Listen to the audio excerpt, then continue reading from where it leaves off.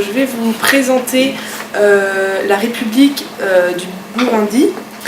Alors, la République du Burundi est située en Afrique, donc en Afrique de l'Est. La capitale est le Bujumbura.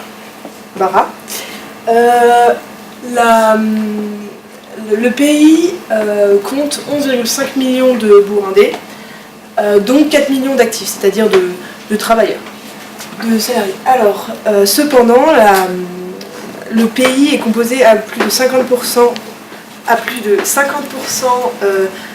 d'habitants ayant moins de 15 ans, donc nous soulevons que la population est très jeune. La République démocratique du Burundi est dirigée par le président Pierre Nkurunziza, avec une devise qui porte le pays unité, travail et progrès. Au niveau de la langue, 97% de la population parle le kirundi, qui est une langue locale, et seulement une élite de 10% de la population parle couramment le français et très peu l'anglais. Ensuite, ce pays est en voie de développement. Ainsi, l'économie repose sur le franc burundais. Donc 1 euro est égal à 2800 francs burundais.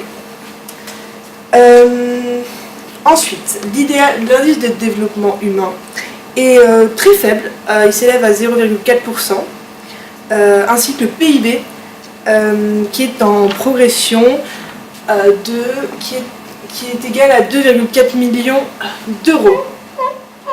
Donc l'économie repose principalement sur l'agriculture et elle est donc rurale. Au niveau de l'industrie, l'industrie de secteur donc, repose sur l'agriculture et les élevages, et bon nombre des cultures sont vivrières. Seulement ils exportent tout de même du café qui représente plus de 80% des exportations, tout comme du thé, et le Burundi est d'ailleurs le 8e producteur africain de thé, et ils exportent aussi du coton. Ensuite, ce pays compte quelques atouts touristiques tout de même, et elle essaye d'en jouer depuis quelques années. On parle donc d'un climat qui est donc tempéré, équatorial. Ce pays est bordé par le lac Tanganyika, qui est donc très attractif, avec des animaux, une belle faune et une belle flore. Et ils organisent de nombreux safaris au cœur du désert burundais. La culture est notamment très festive, donc c'est très accueillant pour tout touriste. Voilà. Au niveau des congés et des jours fériés, chaque année, des jours fériés peuvent être fixés par le président. Le gouvernement burundais fixe des jours fériés lors des jours d'élection pour inciter la population à voter. La fête nationale est le 1er juillet. Au niveau de la culture et des traditions, donc il s'agit de la religion catholique et protestante. Le repas traditionnel est à base de patates douces, de maïs d'haricots, de manioc et de bananes plantain. Et la viande est une denrée onéreuse et donc très peu consommée. Donc il y a un breuvage qui est symbole d'unité, comme on peut le voir sur l'image, avec les hommes autour d'un même bol. Ils partagent une bière qu'on nomme le limpeke dans un grand pot et ils la boivent à la paille tous ensemble, et c'est un bol d'unité, et donc c'est comme ça qu'ils nous accueillent.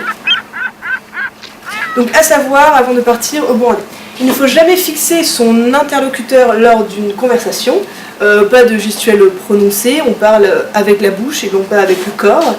Ne pas exprimer ses émotions, surtout lors d'un voyage d'affaires, de réunion. Et comme on dit, l'habit fait le moine, donc la tenue d'affaires est exigée pour les rendez-vous professionnels. Les relations sont importantes, donc il faut tisser beaucoup avoir un grand réseau. Et les études et l'origine sont les critères à l'emploi. Si l'on vient par exemple de France, on est plus susceptible d'être plus facilement employé, et il faut être donc très diplômé. Aussi, j'aimerais rajouter il est très déconseillé de se promener la nuit à Burundi, car c'est un pays qui est sous tension. Et à partir de 18h, les forces publiques arrêtent de travailler, donc il n'y a plus personne, on n'est plus en sécurité.